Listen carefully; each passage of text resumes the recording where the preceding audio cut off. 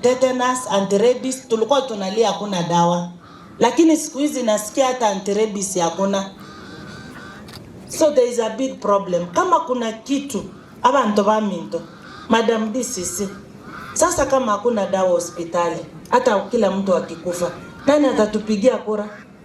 Afadhali hata mpate dawa, mukose vitu zingine. Kwa sana kia abantu baminto. Yani mwenye ana communicate.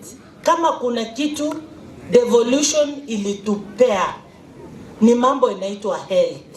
Health ililetwa kwa county. Ndio inasimamia. Tafadhali, nimesikia kuna watu wetu wa county hapa. Wacha dawa ipatikane hospitali. Hiyo ni kazi ya county, sio kazi ingine. Pea watu dawa. Ndio watu watakuwa na nguvu tena wapige laini warudishe hiyo county kwa ofisi. Musinyime watu dawa, yani dawa gaki kama lioga benyagitari. Kwa kumalizia sitaki niwapatie maneno mingi, naona inataka kunyesha.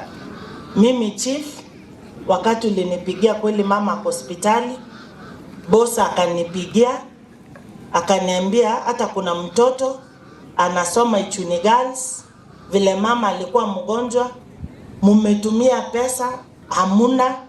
Sasa huyu mtoto tukamweka kwa list ya full scholarship. Tutamfunza mpaka amalize.